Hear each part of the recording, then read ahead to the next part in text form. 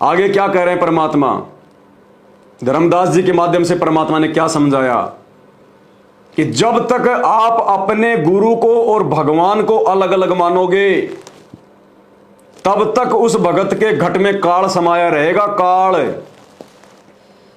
तो सतलोक आश्रम मैनेजमेंट हरियाणा के पीछे जुड़ी हुई तमाम संगत के घट में काल बैठा, काल, सतगुरु नहीं बैठा। इसलिए तो आए दिन अकाल मौत मर रहे हैं, लोग भक्ति छोड़ छोड़ के दूसरे पंथों में जा रहे हैं। क्यों? क्योंकि उनका ज्ञान योग नहीं खुल पा रहा, क्योंकि वो डुअल मोड में चल रहे हैं,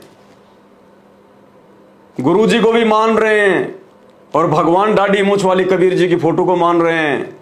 ये सत्संग किस लिए किए परमात्मा ने? हमारी आंखें खोलने के लिए। तो क्या कह रहे हैं गुरु जी धर्मदास जी के माध्यम से कि धर्मदास, तेरे में और मेरे में, यानी भगवान में और भगवान के द्वारा भेजे गए संत को यदि कोई दो समझेगा, अलग अलग समझेगा, तो कहते हैं उसके घट में काल समाया रहेगा, काल बैठा रहेगा उसके घर में, कभी उसको सद्बुद्धि नहीं आने देगा। तो आज परमात्मा अपने आप को छुपाते हुए परमात्मा का दास कहते हैं, संत रामपाल जी अपने आप को छुपाते हुए भगवान का दास कहते हैं, संत कहते हैं।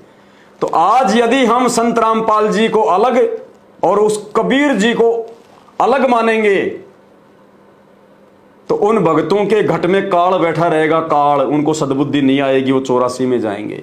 सुन लो क्या कह रहे हैं। नाम डोर गहो गैलो कर जाई, यम धर्म राय ते ही देख डराई। इस नाम की डोरी लेकर तुम चालो भाई, फिर धर्म राय काल इसको देख कर डर जाता है। ज्ञानी करो शिष जाय जे ही जाई, तिनका तोरो जल अंचाई। जी विद तीन ने हम तुमको पाना, ये विद देव सैदाना। हम तुम में अंतर नाही, जैसे तरंग माही समाही। हम तुमको जो दोय कर जाना, ता घट यम बस कर है थाना। अब बंदी छोड़े का बात में कितनी गहराई बतागे कि जिस प्रकार सतपुरुष ने बोला कि मैंने तेरे को नाम दिया, कबीर साहब अपने दो रोल कर रहे हैं, इसी प्रकार तू जाकर मृत लोक के जीवन दे दे। और फिर उन्होंने बता दिया कि तेरे में मेरे में कोई दूसरी भाव समझेगा, यानी गुरु में और सतपुरुष में अगर कोई दूसरा भाव समझता है तो वो उसके घट में फिर काल बैठ जाएगा। महाराज कहते हैं कबीर, गुरु मानस कर जानते वह नर कहिए अंध, और महा दुखी संसार में फिर आग गई के फंद। कितना बड़ा संकेत दे दिया गुरुदेव भगवान ने। अगर कोई मूर्ख प्राणी संत रामपाल जी से इतना ज्ञान लेने के बाद भी यदि संत रामपाल जी को अलग और कबीर जी को अलग मानता है, तो भी भगवान का नियम है, विधान है कि भगवान के द्वारा भेजे गए संत को यदि कोई अलग मानता है और भगवान को अलग मानता है तो कहते हैं उसके घट में काल बैठा रहेगा, काल। तो जो लोग ये मानते हैं कि संत रामपाल जी अलग हैं और कबीर जी अलग हैं, कबीर जी ने संत रामपाल जी को भेजा है, और जो लोग जून के महीने में दाढ़ी मूंछ वाले कबीर जी को भगवान मान के उसका प्रकट दिवस मनाते हैं और संत रामपाल जी का 8 सितंबर को अवतरण दिवस मनाते हैं, यानी दोनों का मनाने का मतलब है दोनों को अलग अलग समझना। तो परमात्मा कहते हैं उसके घट में काल बैठा रहेगा, काल, काल। और सुन लो ध्यान से परमात्मा के मुख कमल से। अब अपने दो रोल कर रहे हैं, इसी प्रकार तू जाकर मृत लोक के जीवन दे दे। और फिर उन्होंने बता दिया कि तेरे में मेरे में कोई दूसरी भाव समझेगा, यानी गुरु में और सतपुरुष में अगर कोई दूसरा भाव समझता है तो वो उसके घट में फिर काल बैठ जाएगा। महाराज कहते हैं कबीर, गुरु मानस कर जानते वह नर कहिए अंध, और महा दुखी संसार में फिर आग गई उनके फंद। इसलिए भाई और बहनों, हम जून के महीने में वो दाढ़ी मूंछ वाले कबीर की काल्पनिक फोटो को भगवान मानकर उनका प्रकट दिवस नहीं मनाते। ये आदेश ही तो दे रहे हैं परमात्मा इन सत्संगों के माध्यम से। और क्या कह रहे हैं? स्पष्ट थोड़ी कहेंगे कि जून के महीने में कबीर जी का प्रकट दिवस मत मनाओ, क्योंकि उन्होंने तो उस दाढ़ी मूंछ वाली फोटो को सामने रखकर हमें ये भक्ति बताई, हमारे को ज्ञान समझाया अपने आप को छुपाते हुए, इसलिए वो मना नहीं करेंगे। संत रामपाल जी मना नहीं करेंगे कि तुम दाढ़ी मूंछ वाले को भगवान मत मानो, तुम उसका प्रकट दिवस मत मनाओ। उन्होंने तो खुद हमसे मनवाया ताकि हम भक्ति पर लगें, आज वो कैसे मना करवा देंगे। लेकिन उन्होंने ज्ञान आधार से उस दाढ़ी मूंछ वाले कबीर जी को रिजेक्ट जो है करने के लिए और खुद को कबीर परमात्मा के रूप में पहचान करवाने के लिए 28 साल से इतना ज्ञान दिया है। इन सत्संगों में ये सारे संकेत उन्होंने पहले ही कर दिए। तो इसलिए हम सत्सेवक धोखा नहीं खाएंगे भाई। हम तुम्हारे वो दाढ़ी मूंछ वाले कबीर जी को भगवान नहीं मानेंगे। यार हमने तो फाड़ दी उसकी फोटोएं। हजारों वीडियो सत्सेवक भाई बहनों ने पिछले 1-1.5 महीने पहले हजारों वीडियो बनाए हैं वो दाढ़ी मूंछ वाले कबीर जी की फोटो को फाड़ फाड़ के 3-4 जगह तो मुकदमे हो गए हमारे ऊपर। कितनी लोगों ने रैलियां निकाली जेल करवाने के लिए। लेकिन परमात्मा साथ है क्योंकि उनके आशीर्वाद से हो रहा है सब कुछ। ये पवन दास की औकात नहीं है। और ना पवन दास के कहने पर हजारों लोग कबीर जी की फोटो को फाड़ेंगे, ना पवन दास के कहने पर अपने घर से अपने दरबार से कबीर जी की फोटो को किसी ने बाहर निकाला। भाई ज्ञान आधार से निकाला है। पवन दास जो गुरुदेव के सत्संग बताता है वो सत्संग सुन सुन के अपने गुरुदेव की आज्ञा का पालन किया उन्होंने, ना कि पवन दास की बात मानी है। अगर पवन दास अपने सत्सेवक भाई बहनों को यह सत्संग ना सुनावे, पवन दास की बात कोई नहीं मानने वाला। पवन दास कोई वीआईपी नहीं है। इसलिए ये गुरु जी का आदेश ही है ये सत्संग कि प्रकट दिवस मत मनाओ दाढ़ी मूंछ वाले कबीर का। वो खाली फोटो है, नकली है। असली कबीर को पहचानो जो तुम्हारा गुरु है। भाई ज्ञान आधार से पहचान करनी पड़ेगी। गुरु जी के मुख कमल से सुनने के लिए तो बैठे रहो तुम्हारी उम्र बीत जाएगी, 84 में चक्कर काटने पड़ जाएंगे। गुरु जी नहीं कहेंगे कि मेरा प्रकट दिवस मनाओ और कबीर जी का मनाना छोड़ दो। आगे क्या कह रहे हैं परमात्मा, अपने आप को परमात्मा साबित कर रहे हैं। हम मूर्खों को एक सत्संग के माध्यम से स्पष्ट रूप से कह रहे हैं कि नालायकों तुम्हारा गुरु कौन है, परमात्मा है या कोई आम संत है। और उसके बावजूद भी तुम दाढ़ी मूंछ वाले कबीर जी को भगवान मान के उनका प्रकट दिवस मना रहे हो। अपने घर में अपने दरबार में वो मुर्दा फोटो को लगा रखा है तुमने। क्या अब भी नहीं समझोगे?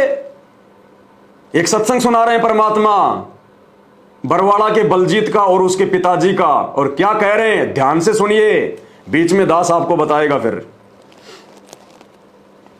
अभी एक भक्त ने बताया, नरवाणे से आते हैं एक भक्त जिनकी बेटी ज्योति ठीक हुई थी। आपको पहले सुनाया भी था भक्त रणधीर। उसके पिताजी ने नाम ले लिया, कतियनाड़ी था, भगवान के निकट नहीं जावा था। उसने भी उस बेटी अपनी पोती को स्वस्थ हुआ देखा और उसने सारे प्रमाण दिए। उसके बाद उनके पिताजी ने उपदेश ले लिया। उपदेश लिए को 4-5 महीने हुए थे कि उसने पहला ही मंत्र मिला था और कह रहे थे इतनी लो लगा दी, दिन रात उसकी भक्ति में लगा रहता था कि दूसरा नाम लेना हमें। उम्र बहुत हो गई थी। अचानक बैठा बैठा आराम से मंत्र करता करता शरीर छोड़ गया। बोलो सतगुरुदेव। अब ये मोक्ष तो नहीं होगा लेकिन अभी मनुष्य जीवन तुरंत मिल जाएगा इस व्यक्ति को। तो ऐसे ही और भी बहुत से प्रमाण हैं। हमारा एक भक्त है, भक्त यही नरवाणे यहाँ के रहने वाले हैं, बरवाला के भक्त बलजीत दास, सुनो, जिन्होंने यहाँ 1 एकड़ जमीन सबसे पहले उन्होंने दी थी आश्रम के लिए। इन्होंने नाम लिया, इनके पिताजी ने भी नाम ले लिया। बहुत अच्छी आत्मा थी, खूब भक्ति करी। तो अंत समय में उन्होंने आहार छोड़ दिया और शरीर बिल्कुल ठीक ठाक, कोई दिक्कत नहीं, और मंत्र करे खूब डट के। हम काशी गए हुए थे, उसको घर से यहाँ ले आए थे। वो घर इनका इधर नरवाणा के आसपास है ना, उसके पास उधर है जींद में, जींद जिले में है गांव उनका, भूसला गांव है, भूसला खटखट के आसपास। तो वहां से अब पिताजी को, बाकी भाई वहां रहते हैं, ये यहाँ रहते हैं, यहाँ ले आए थे। तो मैं भी यहाँ आया। मेरे आते ही ने बोले गुरुजी आ जाएंगे तो शरीर छोड़ दूंगा। तो शरीर में हम वहाँ रुके रात ने और चले गए। अगले दिन वो कहने लगा भाई महाराज जी आगे, और देखिए आगे गुरुजी जहाज ले रहे हैं, ये सामने गाड़ी ला दी, देखिए खड़ी। अरे भाई मैं जाऊँ हूँ, देखो मैं जा रहा हूँ, सत साहेब न्यू कह सारा परिवार बुला लिया और चले गए। बड़े आराम से शरीर छोड़ गए। वो फिर 1 आध घंटे के बाद फिर वापस वो शरीर छोड़ गया, बोला देखो गुरुजी आ गए, सामने हवाई जहाज खड़ा, गाड़ी खड़ी है और हम तो जा रहे हैं सतलोक। शरीर छोड़ गया। अब क्या कह रहे हैं परमात्मा कि वो बलजीत का पिताजी एक आध घंटे के बाद में वापस आया।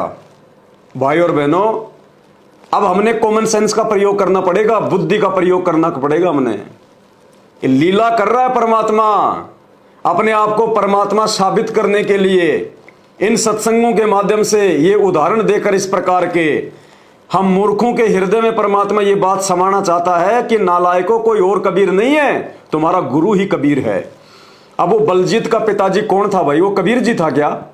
वो बलजीत का पिता कोई भगवान था क्या, जो सतलोक जाके खुद ही उल्टा आ गया? अरे वो सतलोक चला गया, परमात्मा कह रहे हैं वो सतलोक चला गया, एक आधे घंटे के बाद वो फिर वापस आ गया हैं? वाह भाई वाह, वो भगवान है क्या जो वापस आ जाएगा अपने आप ही? सुनना क्या कह रहे हैं परमात्मा, ये सारा खेल बंदी छोड़ कर रहे हैं सतगुरु रामपाल जी उस बलजीत के पिताजी का रूप बनाकर, क्योंकि उस बलजीत के पिताजी का पूर्ण मोक्ष नहीं हुआ अभी तक, उसका पूर्ण मोक्ष नहीं हुआ है, उसको वापस परमात्मा ने जन्म दे दिया होगा, वो कहीं अपनी भक्ति कर रहा है वापस, क्योंकि पूर्ण मोक्ष तो उस समय मिलेगा जब आप अपने गुरु जी को ही परमात्मा मान लोगे। जबकि उस बलजीत के घर में तो आज भी दाढ़ी मूंछ वाले कबीर जी को भगवान माना जा रहा है। वो बलजीत तो आज खुद सतलोक आश्रम मैनेजमेंट के साथ मिलकर जून के महीने में अपने गुरु जी के अलावा वो दाढ़ी मूंछ वाले कबीर को भगवान मान के पूज रहा है। उसका कहां से मोक्ष हो जाएगा? उसके पिताजी का कहां से मोक्ष हो जाएगा? परमात्मा ने खेल खेला, उस बलजीत के पिताजी को तो परमात्मा ने वापस किसी दूसरे भगत के घर पे भेज दिया, मानव जन्म दे दिया, और खुद सतगुरु रामपाल जी भगवान ये कबीर परमात्मा बलजीत के पिताजी का रूप बनाकर वापस आया, उसी शरीर में आया फिर वापस, क्योंकि आधा घंटे में थोड़ा ना कोई मतलब शमशान घाट पे ले जाते, आधा घंटे में फिर वापस सतगुरु रामपाल जी भगवान बलजीत के पिताजी के रूप में वापस आए। उस जीवात्मा को उन्होंने जो अमल की चेतना दी और क्या कहा, हम मूर्खों की आंखें खोलने के लिए, हमें यह समझाने के लिए कि नालायकों, अगर तुम मेरे सत्संगों पर यकीन नहीं कर रहे हो, मैं जो तुम्हें इतने सत्संग सुना रहा हूं, अगर तुम मेरे सत्संगों पर यकीन नहीं कर रहे हो तो कम से कम बलजीत के पिताजी जो कह रहे हैं उस पर तो यकीन कर लो कि सतलोक में कौन बैठे हुए हैं। सुनिएगा। और चले गए, बड़े आराम से शरीर छोड़ गए। वो फिर एक आध घंटे के बाद फिर वापस आके कहने लगे, भाई मैं सतलोक गया था बालको, और वहां भंडारे चल रहे हैं परमात्मा के, गुरु जी बैठे हैं, सतगुरु बैठे हैं। और क्या कहा? बलजीत के पिताजी के रूप में सतगुरु रामपाल जी भगवान ने हमें विश्वास देने के लिए क्या कहा कि भाई बच्चों, मैं सतलोक में गया था, सतलोक में, और वहां पे भंडारे चल रहे हैं और वहां पे परमात्मा बैठे हैं गुरुजी, जबकि गुरुजी तो सत्संग कर रहे हैं नीचे। अरे गुरुजी तो काशी से सत्संग करके आए थे, फिर गुरुजी तो आश्रम में चले गए थे, और बलजीत का पिताजी कहां से आया वापस? सतलोक से। और क्या कह रहा है? और उसकी बात को गुरुजी कह रहे हैं इस सत्संग के माध्यम से। क्या कह रहा है वो बलजीत का पिताजी कि मैं सतलोक गया था और भाई वहां तो भंडारे चल रहे हैं और भाई परमात्मा बैठे, वहां तो गुरुजी बैठे हैं, सतगुरु। गुरुजी कौन? संत रामपाल जी। अरे तो भाई संत रामपाल जी तो नीचे थे धरती पर, और सतलोक में भी संत रामपाल जी बैठे हैं। तो परमात्मा कौन हुआ? असली कबीर कौन हुआ? अरे नालायकों, ऐसे ऐसे सत्संग सुनने के बाद भी तुम दाढ़ी मूंछ वाले कबीर जी की फोटो को अपना बाप मान रहे हो। अरे वो कबीर नहीं, वो काल है, काल।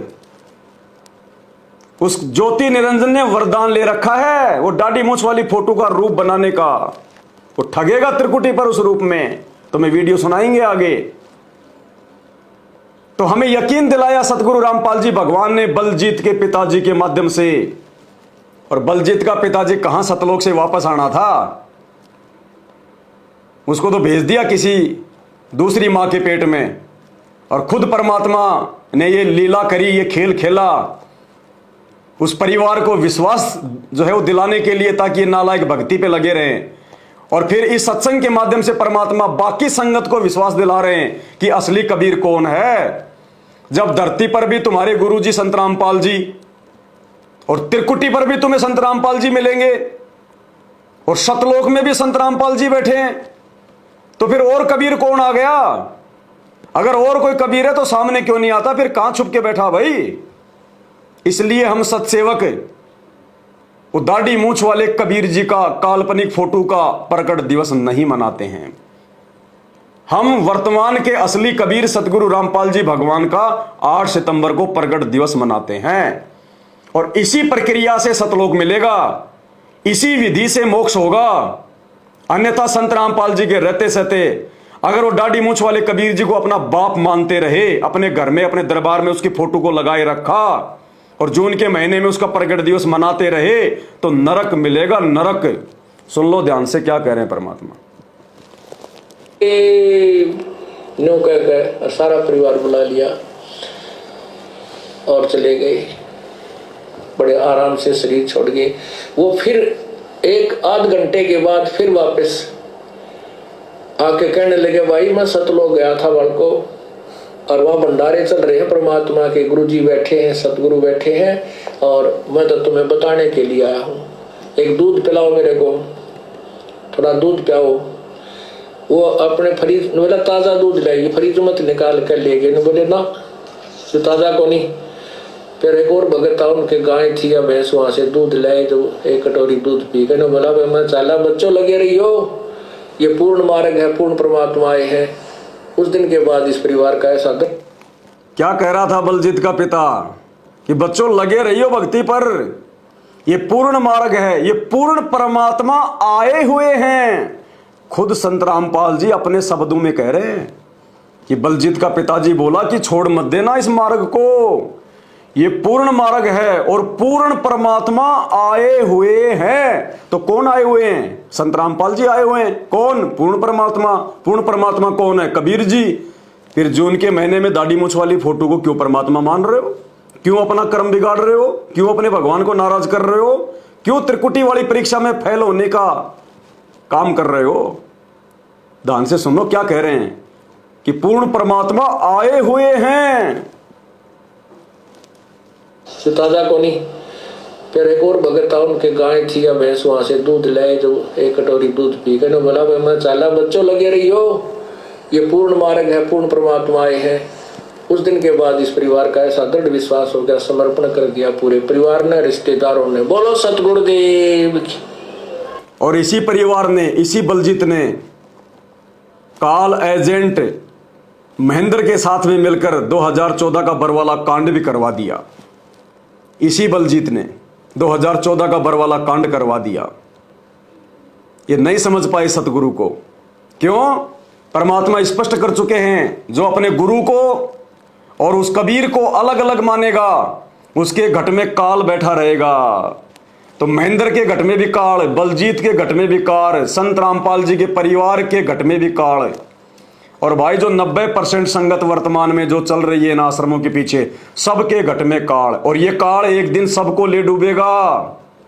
आने वाले समय में 2028 तक ये काल सबको ले डूबेगा। आगे क्या कह रहे हैं परमात्मा? भाई और बहनों, हमें साबित करने की जरूरत नहीं है, परमात्मा ने खुद अपने आप को साबित किया हुआ है कि भाई मैं भगवान हूं, मैं परमात्मा हूं। और अगर अपने गुरु को ही भगवान परमात्मा मान लोगे तो जीत में रहोगे, नहीं तो हार में जाओगे, हार में। और कैसे समझाएगा भाई? खुल के नहीं कहेगा कि मैं कबीर नहीं कहेगा। बाकी संकेत करने में कोई कसर नहीं छोड़ी। और ये संकेतों को समझने के लिए 28 साल से इतना ज्ञान दिया है। और इस ज्ञान को आधार बनाकर यदि अपने गुरु को कबीर नहीं माना तो भयंकर दुर्गति होगी। अगले सत्संग में क्या कह रहे हैं परमात्मा? इन सत्संगों को सुनकर हमने दाढ़ी मूछ वाले कबीर जी का जून के महीने में प्रकट दिवस मनाना छोड़ा है, क्योंकि ये गुरु जी के द्वारा स्पष्ट कहना ही है।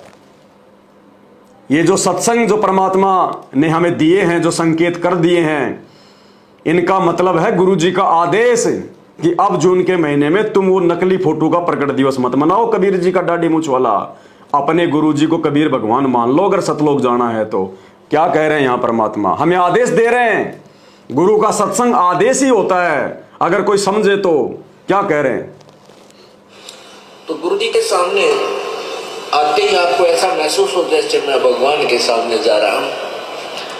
अति गुरु जी के सामने जाते ही आपको कैसा महसूस होना चाहिए? कि जैसे मैं भगवान के सामने जा रहा हूं। अरे जब गुरु जी 24 घंटे आपके घर पर हैं, फिर वो दाढ़ी मूंछ वाली फोटो के सामने जाते हुए आपको शर्म नहीं आती? जब गुरु जी खुद ही कह रहे हैं कि जब मैं गुरु जी के सामने जाऊं तो ये सोचो कि मैं भगवान के सामने जा रहा हूं, तो आपके घर में, आपके दरबार में फिर और भगवानों की फोटो क्या कर रही हैं? जब आपने ये सोचना है कि मेरे गुरुजी भगवान है, और जब भी मैं अपने गुरुजी को देखूं तो मैं ये सोचूं कि मेरे गुरुजी भगवान है। तो जब गुरुजी भगवान है, गुरुजी का आदेश हो गया कि आपने गुरुजी को ही भगवान मानना है, तो फिर बाकी वो दाढ़ी मूंछ वाली फोटो, गरीबदास जी की फोटो, दादा गुरु की फोटो, वो क्या कर रही है भाई? हैं? फोटो स्टूडियो खोल रखा है क्या आपने? क्या कह रहे हैं भगवान? ये आदेश हैं, ये सुबह का नित्य नियम, ये आदेश है भगवान का। वाणियों को समझो।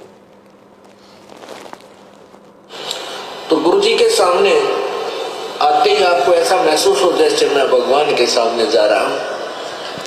अति विनम्रता हो, आधीनी हो, आंखों में एक विशेष प्यार हो, आत्मा गदगद हो। अब सुनना आगे। और जब भी गुरुदेव आपके समक्ष आए, आप ये ना समझे कि ये दास रामपाल आ गया है, ये समझे कि भगवान आ गए। ये जब भी गुरुदेव आपके सामने आए तो ये ना समझना कि ये दास रामपाल आ गया है। क्या समझना है? भगवान आ गए हैं। भगवान कौन? भगवान भगवान तो एक ही है, कबीर। अरे इतना बड़ा आदेश दे दिया गुरुजी ने। अरे इतना बड़ा आदेश दे दिया गुरुजी ने। अरे खाली गुरुजी यही तो नहीं कह रहे कि मैं कबीर हूं, बाकी ये कहकर कि अपने गुरुजी को ये ना सोचना कि रामपाल दास आ गया, ये सोचना कि भगवान आ गया। अरे तो भगवान कह दो चाहे वो कबीर कह दो, एक ही बात है, क्योंकि भगवान तो एक ही है, उसका नाम है कबीर। लेकिन तुम्हारे को तो सीधा सीधा बोलेंगे तब समझ में आएगी, सीधा सीधा ये बोलेंगे नहीं। अब सीधा सीधा बोलेंगे नहीं तो तुम मानोगे नहीं, और मानोगे नहीं तो 84 लाख में जाओगे भाई। तत्व ज्ञान वाले सत्संग इसीलिए किए जाते मेरे भाई कि थोड़े को बहुत ज्यादा समझ जाएं। क्या कह रहे हैं? आदेश दे रहे हैं कि मुझे कबीर मान लो, मुझे ही भगवान मानो। और जब इनका आदेश हो गया तो अपने गुरुजी को ठोकर मार के आप जून के महीने में वो दाढ़ी मूंछ वाले काल्पनिक कबीर जी का, दाढ़ी मूंछ वाले का प्रकट दिवस मनाओगे, उसको भगवान मानोगे आप। फिर आप अपने गुरुजी के आदेश की पालना कहाँ कर रहे हो? आप तो अपने गुरुजी के वचन को ठोकर मार रहे हो, अपने गुरुजी के आदेश को ठोकर मार रहे हो आप। आपका गुरु तो कह रहा है कि मुझे भगवान मानो, मुझे जो है कबीर मानो, और गुरुजी के कहने के बावजूद भी तुम जून के महीने में दाढ़ी मूंछ वाली काल्पनिक कबीर जी की फोटो को भगवान मान रहे हो। काहे के भगत हो भाई? काहे के दास हो तुम? कहां सतलोक जाओगे? कहां सतलोक जाओगे? 84 लाख योनियां तैयार हैं। दोबारा सुन लो क्या कह रहे हैं। प्यार हो, आत्मा गदगद हो। और जब भी गुरुदेव आपके समक्ष आए, आप ये ना समझे कि ये दास रामपाल आ गया है, ये समझे कि भगवान आ गए।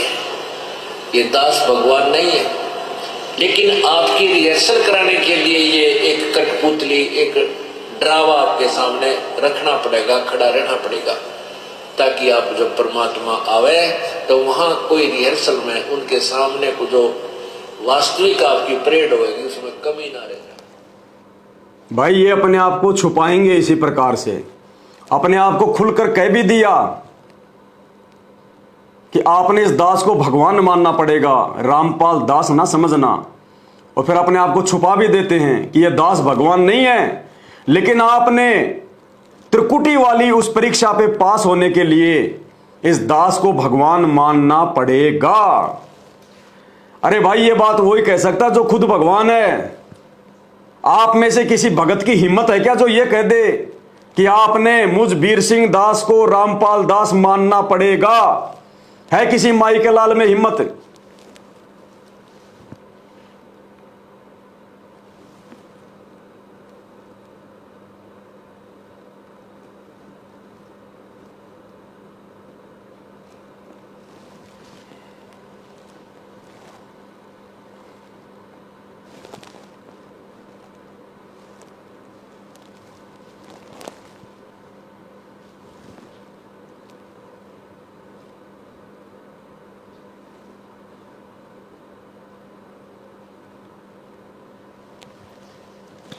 नेटवर्क थोड़ा डाउन हो गया भाई और बहनों। तो दास कहना चाह रहा है, क्या किसी संगत में, किसी भगत में ये हिम्मत है जो ये कह दे कि मुझ दास को रामपाल दास मानना पड़ेगा? कोई नहीं कह सकता, किसी में हिम्मत नहीं है। लेकिन यहां परमात्मा खुद कह रहे हैं, सतगुरु रामपाल जी भगवान खुद कह रहे हैं कि आपने इस दास को ये ना सोचना कि रामपाल दास आ गया, ये मानना कि भगवान आ गए। तो भाई ये शब्द वही कह सकता जो खुद भगवान है, खुद जो कबीर है। इसलिए हम सत्सेवक गुरुदेव भगवान के इन सत्संग रूपी आदेशों को फॉलो करते हुए जून के महीने में वो दाढ़ी मूछ वाले नकली कबीर का प्रकट दिवस नहीं मनाते। हम अपने गुरुदेव भगवान की कबीर जी के रूप में पहचान कर चुके हैं। हम केवल 8 सितंबर को अपने गुरुदेव का ही प्रकट दिवस मनाते हैं और अपने घर से हमने उन तमाम फोटोओं को निकाल दिया है। केवल अपने गुरुदेव भगवान की ही फोटो हम रखते हैं।